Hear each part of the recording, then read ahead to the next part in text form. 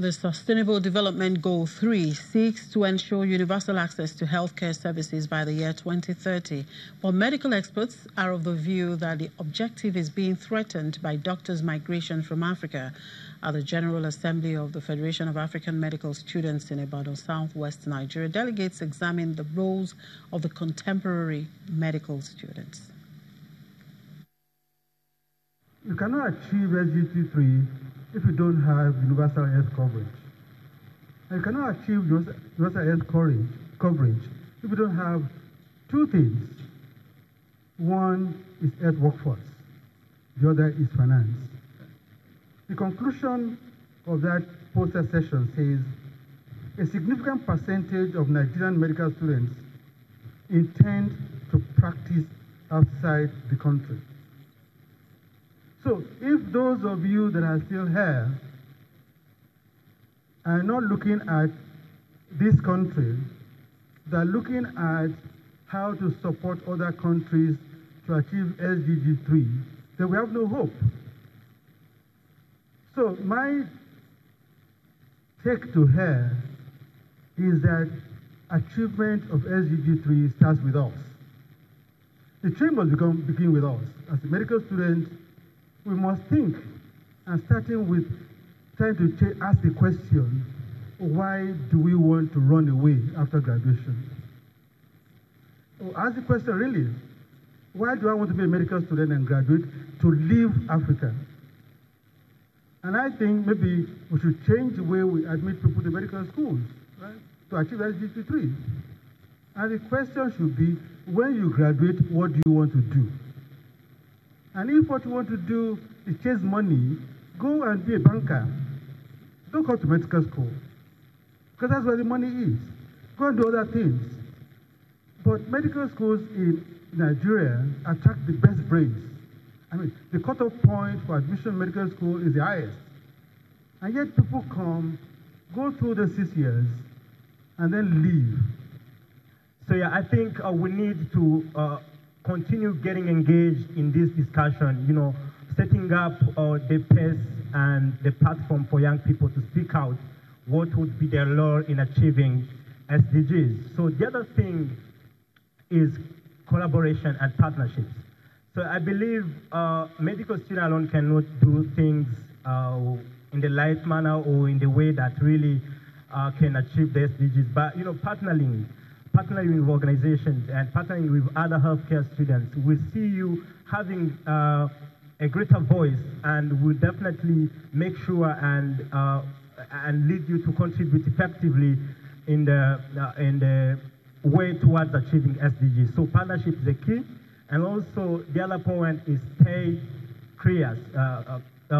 Stay focused and, you know, stay curious about what is going on.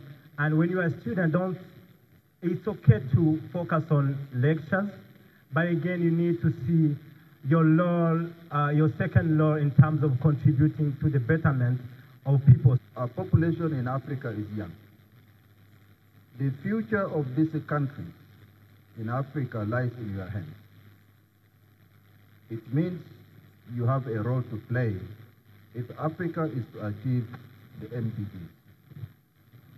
You can play in the policy dialogue that happens in all our countries. That's where decisions are made. That's where allocations are made. You have a role to play. You have a role to play in advocacy, engaging the private sector, engaging other sectors, faith-based institutions. You have a role to play. The world is changing. New ideas, new innovations, new technologies are needed to solve our chronic problems. And you are better positioned to take us beyond the 21st century. Let's look at that.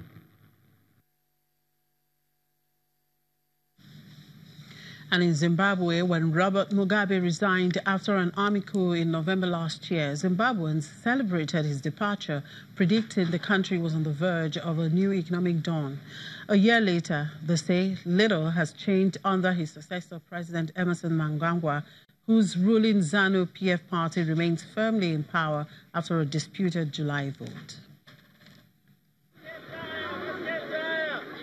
Informal trader Lincoln Chinengundu is frustrated with Zimbabwe's current government and says life has become tougher 1 year since the resignation of former President Robert Mugabe after an army coup.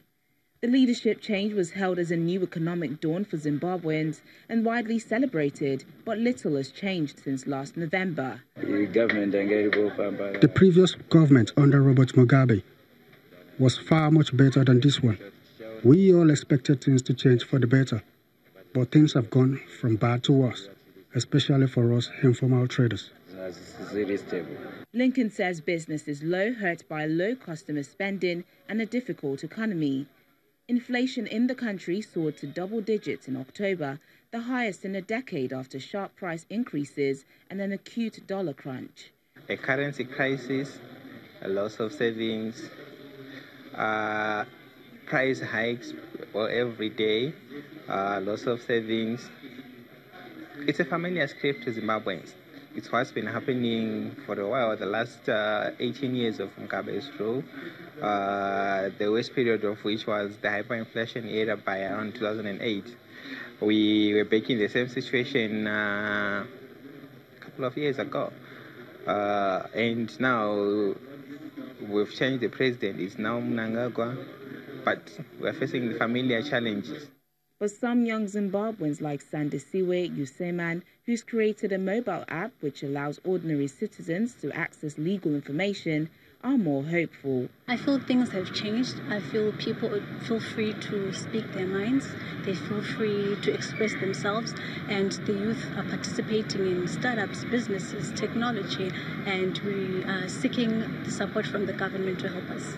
President Emerson Mnangagwa has promised that the economy will soon recover, but said for now, Zimbabweans will have to endure some pain.